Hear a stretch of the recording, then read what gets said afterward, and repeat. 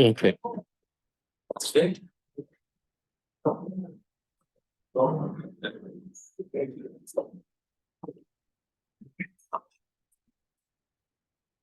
Told everyone.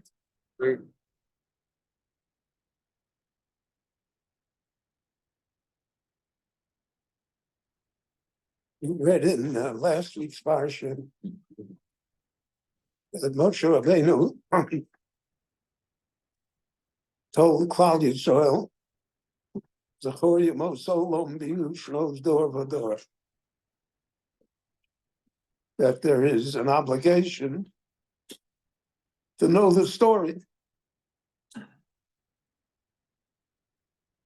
So, how does Moshe intend that you will do so? So he didn't say to read history books, though I have a few I could recommend. He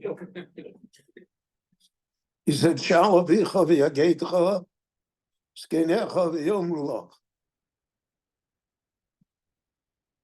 In Judaism, we learn history from people. Books are necessary. You have to know facts. You have to have a broad knowledge. But the story is people. Shalavicha v'yageitcha. Ask your father. So I thought of that on Yom Kippur, when the Baal Tefillah was leading us in the Seder Avoda of the Kohen Gadol in Musaf. When I was a child yet, I don't know, maybe 6 years old. And my father always treated me as an adult, which has its great advantages, and it also has disadvantages, like everything in life. So my father told me that when he saw Shimon Shkop, the Rosh Yeshiva of Grodno, and who was a Kohen, and when he saw him in his white kittel and the big white yarmulke, the Litvish yarmulke, white, on Yom Kippur, he said, "That's what the Kohen Gadol looked like." So he had a direct connection with the Kohen Gadol, even though it's 1,800 years after we have a Kohen Gadol. So Shalavicha v'yageitcha, skenecha v'yomru lach, they'll give you the connection. And in our time, to a certain extent, that's not how it works anymore. I remember when I started learning Chumash. So my father taught me Lech Lecha.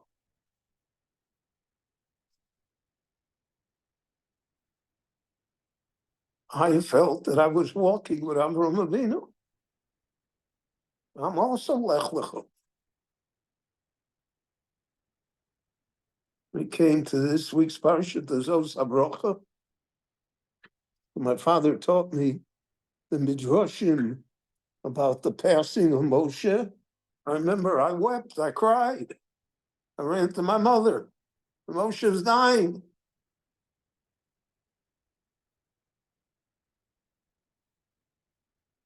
That was the Masorah of Klal Yisrael. That it was real.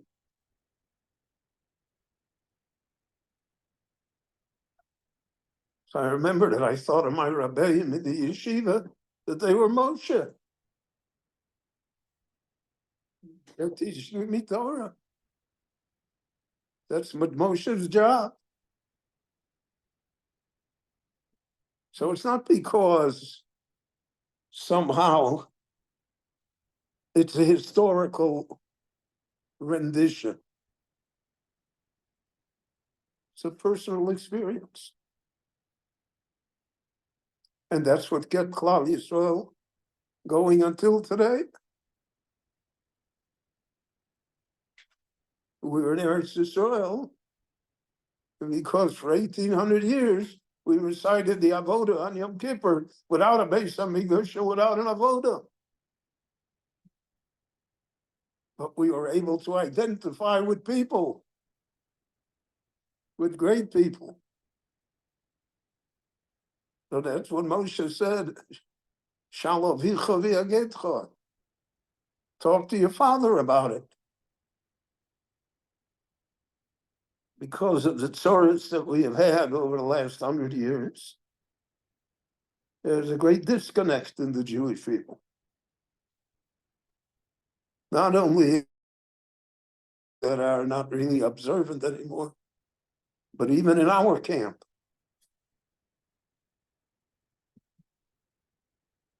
Those people are not alive for us.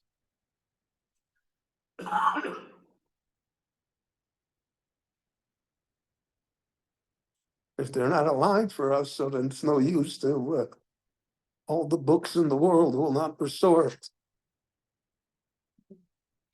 And that's our task with our children or with our grandchildren. That's why Moshe said, "Skeinecha v'yomru lach." Tell them about it. So Isaiah could talk to me about Volozhin. So I was with him when he came to Volozhin, when he was 15 years old. I was with him when he didn't have shoes in the winter. I was with him when he was by the Seder. I was with him when he was with Rav Kook in Yafo. So it was alive. It was not a story. It's people that I knew, even though I never saw them. And I didn't live in their generation. But that's how you remember Yemo Solo. Binu shows door for door. That's how you understand every generation. Rabbi Soloveitchik had a famous story that I heard him say many times, that when he was 6 years old, and he was learning with his father, with Ramesha, so his father said to him, "This is a very difficult Rambam." I don't know what the Rambam means. The Gemara seems to be just the opposite. He's contradicting Gemara. And he said that none of the Rishonim asked the question. So it could be that the question is invalid because if nobody asked it for 1,000 years. So, and then he said his father then told him an answer. He reconciled it. So if Soloveitchik said, I ran to my mother and I told her, Ma, Daddy answered the Rambam. And he said, so she gave me a piece of cake because Daddy answered the Rambam. But the Rambam was real. Couldn't let him hang out to dry.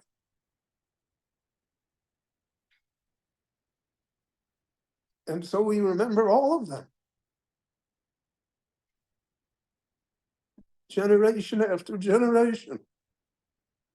Under the worst of circumstances. Because we were experiencing it. It was us. We were part of it.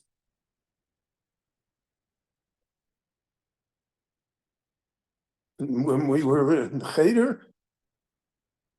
So when the Rebbe taught, it was current events. It wasn't, we were all very bitter that they sold Yosef.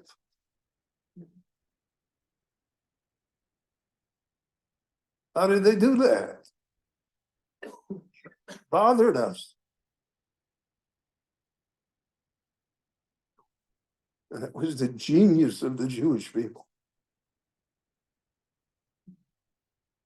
that we were bothered 3,000 years later that they sold Yosef.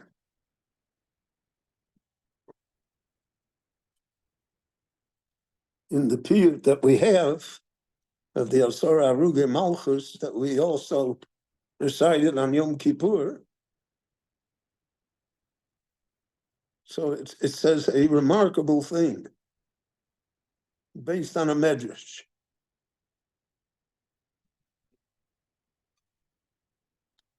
That the dictator, the Russia, he filled a room with shoes. It's based on the medrash that the brothers used the money that they got to buy shoes. So when I went to Yad Vashem, or you go to any Holocaust museum in the world, you'll see a room of shoes. That's Yosef. It's not just a room of shoes.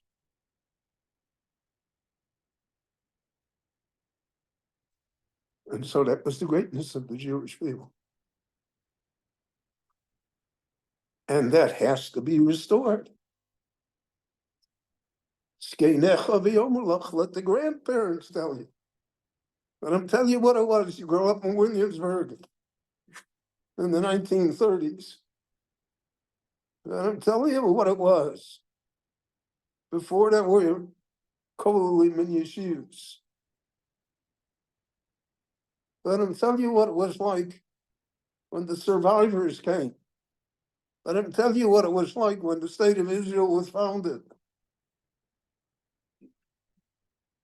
So then you'll know the story. Then you are part of the story. It's not a book. I think that is in essence the difference between Torah Shebiksav and Torah Shebal Peh. We live with Torah Shebal Peh. We live with what cannot be put in writing. What we feel, what we imagine, what we remember. And our task is to impart that to later generations. So no matter what stage of life we are in, when my father-in-law, blessed memory, Rabbi Levine, would be by us for the Pesach Seder, so he would tell us what the Chavetz Chaim Seder looked like, because he went. My Zayda told me what the Seder looked like in Volozhin. They didn't go home. There was no Ben Hazmanim. There were no trips.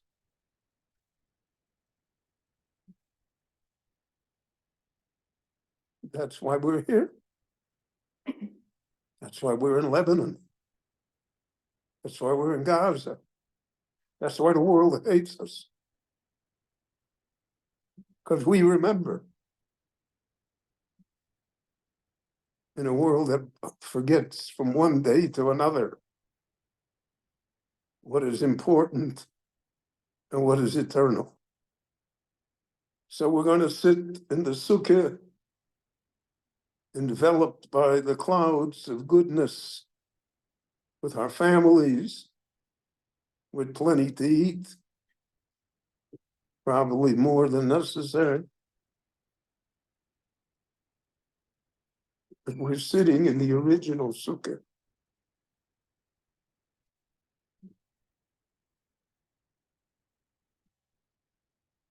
And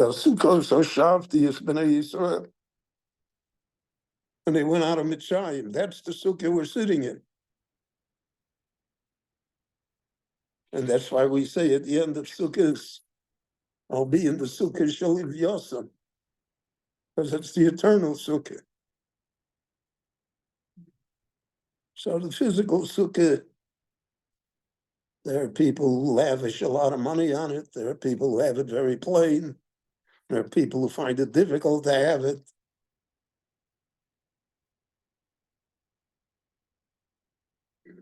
But the idea behind it, that is what has motivated us and preserved us until today.